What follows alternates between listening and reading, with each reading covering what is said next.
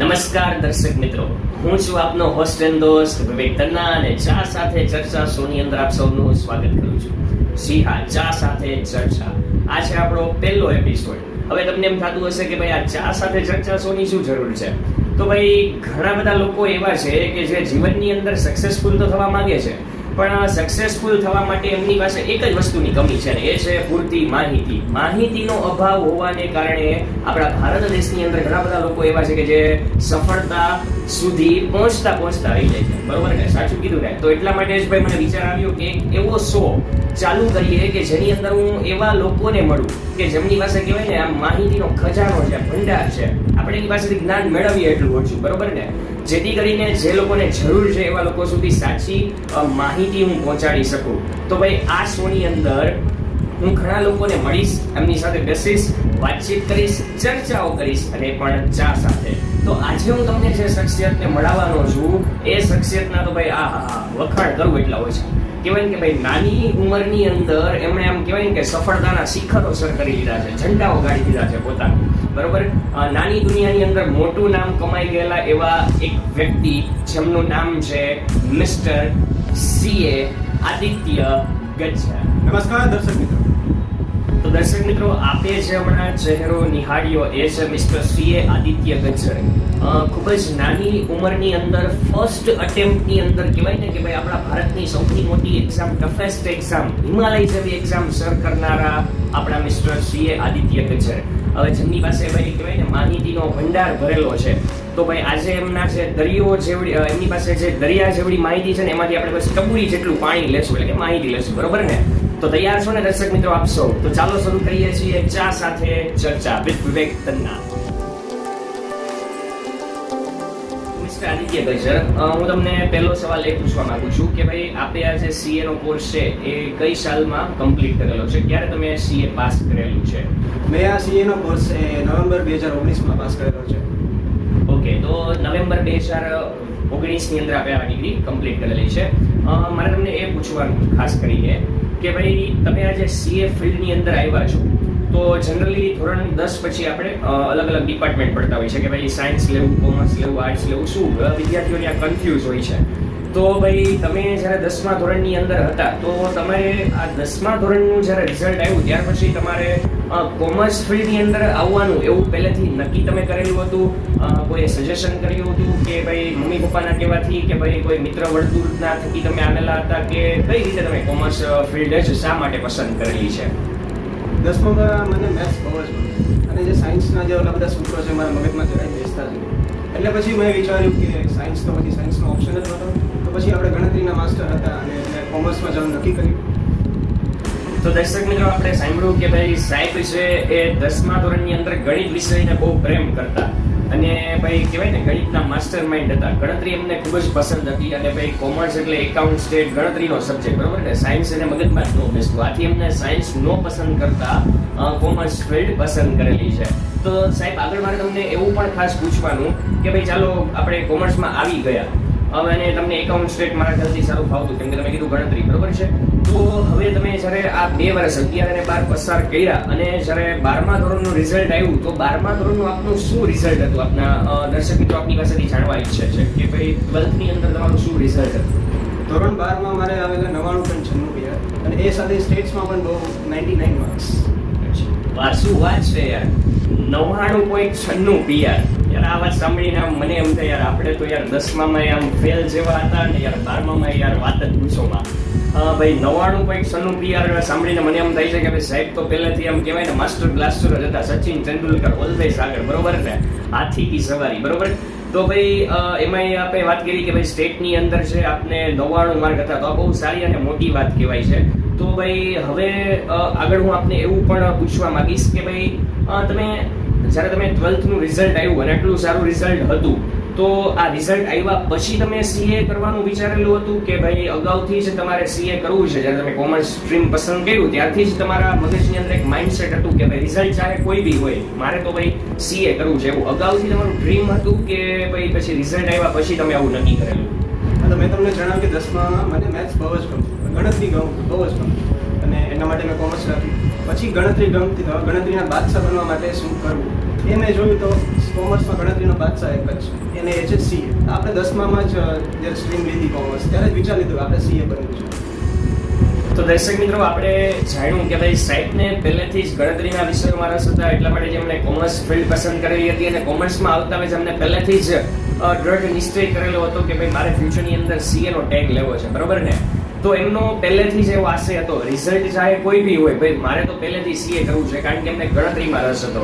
તો ભાઈ હવે હું સાહેબ આપને CA રિલેટેડ થોડી ઊંડાણપૂર્વક માહિતી આપની પાસેથી જાણવાનો પ્રયાસ કરીશ, કારણ કે ભાઈ અમે તો CA વિશે જાણકારી મેળવતા હોઈએ છીએ, પણ એટલી બધી ઊંડાણપૂર્વક અમારી પાસે માહિતી નથી હોતી. તો તમે તો આ ફિલ્ડમાંથી પસાર થયેલા છો, ખુદ એક અવડા નામચીન CA છો, તો હું આપની પાસેથી આ વિશે થોડીક ઇન્ફોર્મેશન કલેક્ટ કરવા માંગુ છું કે ભાઈ જનરલી CA છે એ કેટલા વર્ષનો કોર્સ હોય છે અને એની અંદર જનરલી કેટલા લેવલ્સ આવતા હોય છે, જેથી કરીને આપણા દર્શક મિત્રોને એના વિશે ચોક્કસ માહિતી મળે.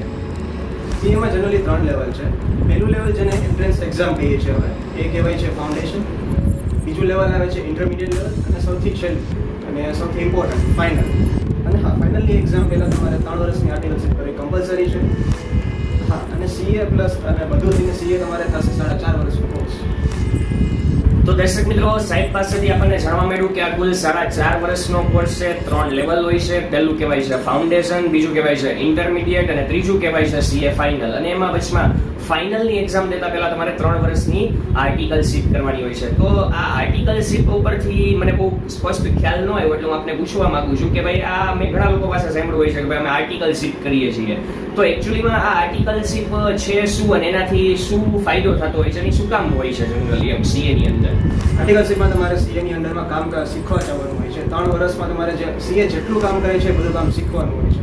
આનાથી ફાયદો એ થાય છે કે તમે જ્યારે CA બનીને કમ્પ્લીટ કરો છો ત્યારે એવું નથી કે મારે હજી કામ શીખવું પડશે, મને નથી આવડતું, આ હું નહીં કરી શકું. તમને ફૂલ ઓન પેકેજ તમે તૈયાર થઈ જાઓ છો અને તમે કોઈ પણ કામ ડાયરેક્ટલી લઈ શકો છો અને કરી શકો છો. તો દર્શક મિત્રો, આપણને એવી માહિતી મળી છે કે ભાઈ આર્ટિકલશીપ આર્ટિકલશીપનો મતલબ એવો થાય છે કે બોલું આપણે પહેલા કહેવાતું ને કે ભાઈ ભણતર સાથે ગણતર, કે જેમ ભણવું જરૂરી છે એમ ગણવું પણ જરૂરી છે, કે ભાઈ ખાલી પુસ્તકીય જ્ઞાનથી કાંઈ નહીં થાય. પુસ્તકીય જ્ઞાનની સાથે સાથે તમારી પાસે એકચ્યુઅલ નોલેજ હોવું પણ ખૂબ જ જરૂરી છે, અને એ છે આ 3 વર્ષની આર્ટિકલશીપ કે જે તમારે કોઈ અન્ય CA પાસે કરવાની હોય છે ને, જેના કારણે તમને કામનો વાસ્તવિક અનુભવ થાય છે, બરોબર ને સાહેબ?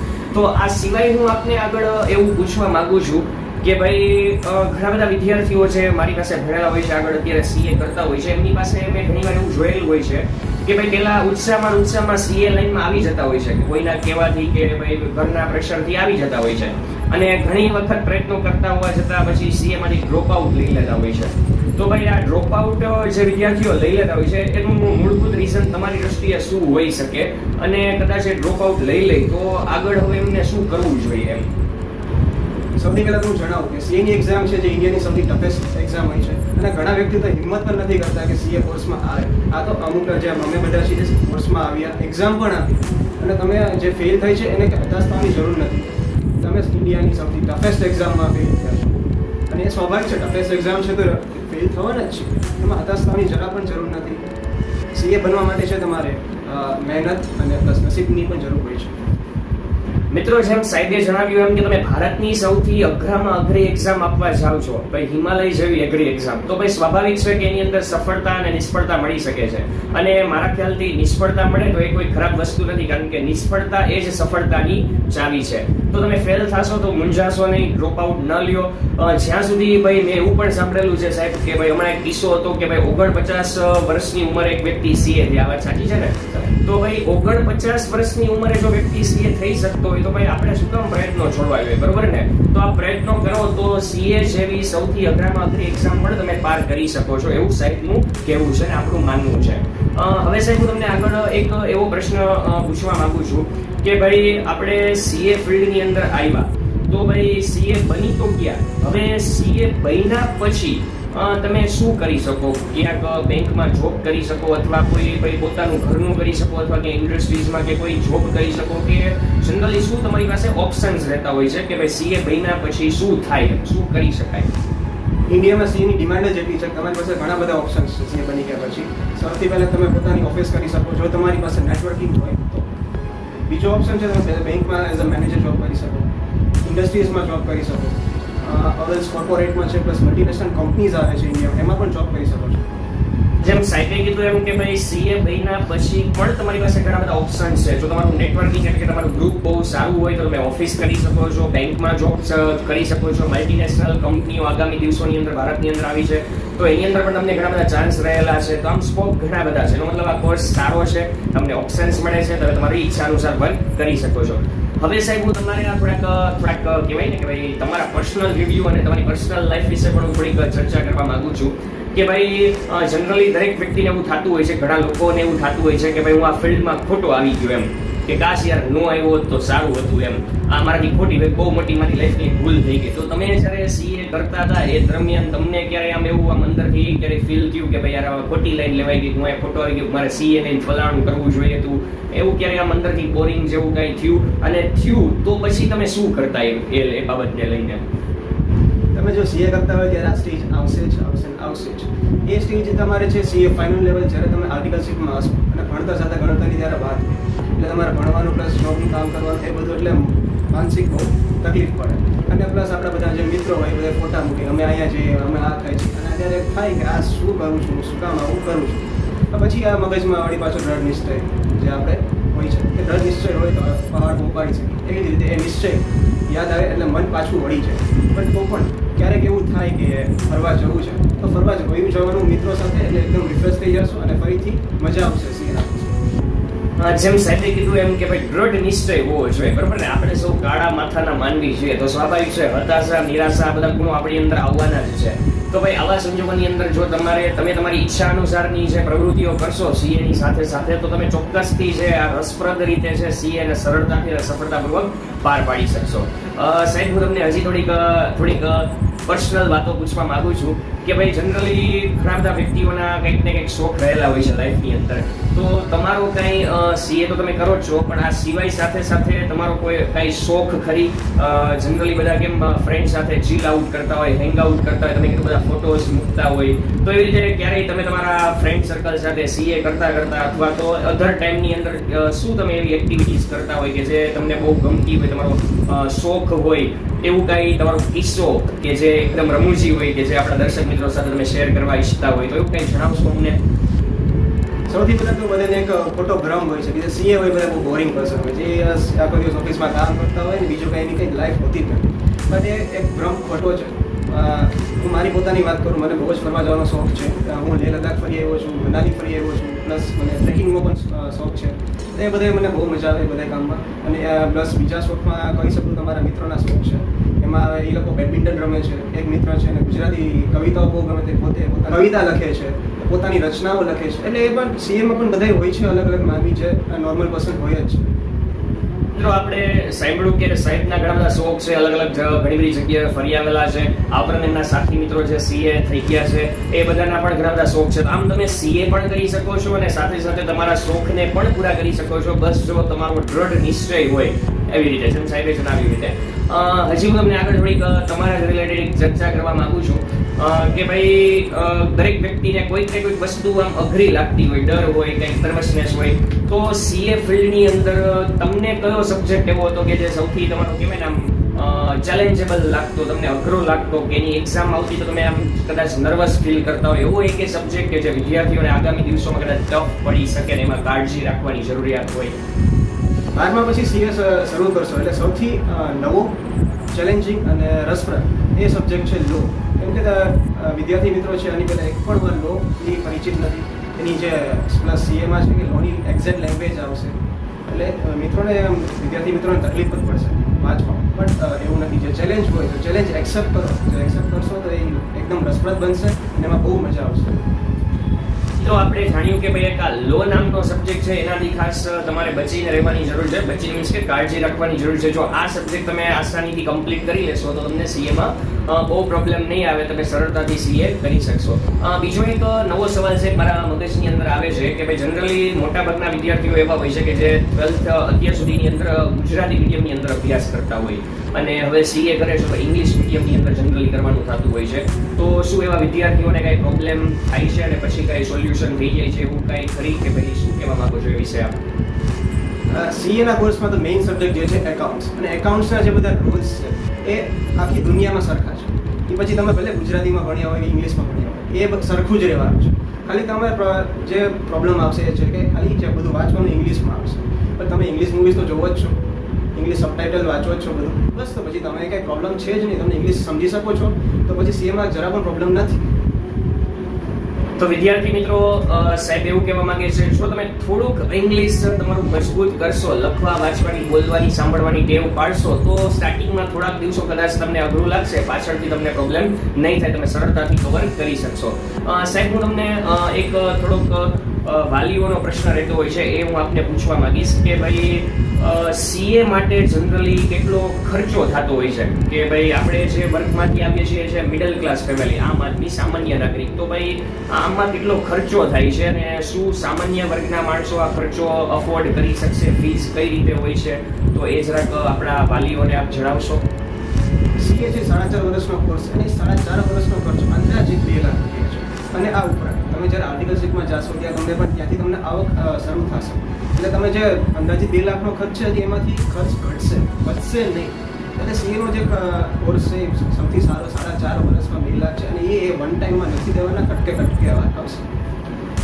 મિત્રો 4.5 વર્ષનો કોર્સ છે, 2 લાખ રૂપિયા અંદાજિત ખર્ચો થાય છે, અને એમાંય તમે આર્ટિકલ શીટમાંથી તમારા ટેલેન્ટને આધારે વધુ ને વધુ ઇન્કમ મેળવી શકો છો, તો આ એક બહુ સારી બાબત ગણાય છે. હવે સાહેબ વિદ્યાર્થીઓના મનમાં રહેલો એક પ્રશ્ન હું તમને પૂછી લઉં કે ભાઈ જનરલી તમે કીધું કે આમાં સીએમાં 3 લેવલ હોય છે અને અલગ અલગ એક્ઝામો લેવાતી હોય છે, તો કોઈ વિદ્યાર્થી માની લો કે જનરલી શું છે ડર લાગતો હોય કે હું ફેલ થયો તો શું એમને બીજો ચાન્સ એક્ઝામ આપવાનો મળી શકે છે, અને કેટલી વાર એક્ઝામ આપી શકે, એની કઈ વેલિડિટી કે એવું કઈ આપ જાણકારી આપશો અમને. સીએની એક્ઝામ જે તમે વર્ષમાં 2 વાર આપી શકો છો, એ મે અને નવેમ્બરમાં લેવાતી હોય છે. અને પ્લસ તમે જે વેલિડિટી વાત કરી, મેં 3 લેવલ કીધા, ફાઉન્ડેશન, ઇન્ટરમીડિયેટ અને ફાઇનલ. ફાઉન્ડેશનની વેલિડિટી 3 વર્ષ હોય છે અને ઇન્ટરમીડિયેટ ફાઇનલની બંનેની 4 વર્ષ. પણ એ વેલિડિટી પૂરી એટલે સીએનો કોર્સ પૂરો એવું નથી, તમે એ વેલિડિટી રિન્યૂ કરાવી શકો છો, અને આમાં અટેમ્પમાં કોઈ લિમિટ નથી, તમે અનલિમિટેડ અટેમ્પ્સ આપી શકો છો, બસ તમારો દ્રઢ નિશ્ચય જોઈએ છે કોર્સ માટે. સાંભળ્યું જાણ્યું સાહેબ પાસેથી કે ભાઈ આમાં કોઈ જ લિમિટ નથી હોતી. હા, લિમિટ છે, એ તમે રિન્યૂ કરાવી શકો છો, 1 વર્ષમાં 2 વાર એક્ઝામ આપી શકો છો, એટલે કે દર 6 મહિને નવી એક્ઝામ આપી શકો છો. તો કદાચ એકાદી એક્ઝામમાં રહી જાવ, ફેલ થાવ તો જરાય મૂંઝાવાની જરૂર નથી. આની પહેલા એકવાર મેં સાંભળ્યું હતું સાહેબ કે કંઈક રિક્ષા ચાલકની એક છોકરી હતી, એ પણ સીએ થઈ ગઈ, બરાબર ને? તો જો મિત્રો આપણા જેવા જ સામાન્ય નાગરિકો મહેનત કરી અને સીએ થઈ ગયેલા છે, એના ઉદાહરણ આપણને જોવા મળે છે. તો તમે પણ સીએ કરી શકો છો, મહેનત કરી શકો છો અને સફળતાના શિખરો સર કરી શકો છો. હવે હું સાહેબ આપને બસ બહુ જાજુ નહીં પણ ટૂંકમાં એક છેલ્લો અંતિમ સવાલ આપને પૂછવા માંગીશ કે સીએ ને તમે તમારા શબ્દોમાં શું માનો છો કે ભાઈ આ તમારી જે જર્ની છે, તમારું જે સ્ટ્રગલ છે, તમારા જે એક્સપિરિયન્સ છે, એને આધારે સીએની ડિગ્રીને નહીં, એકચ્યુઅલીમાં સીએ વાળા જે પર્સન છે એને તમે શું કહેવા માંગો છો? તમારા મંતવ્યો જણાવશો. 2 શબ્દોમાં જણાવું તો માસ્ટર માઇન્ડ અને ઓલરાઉન્ડર.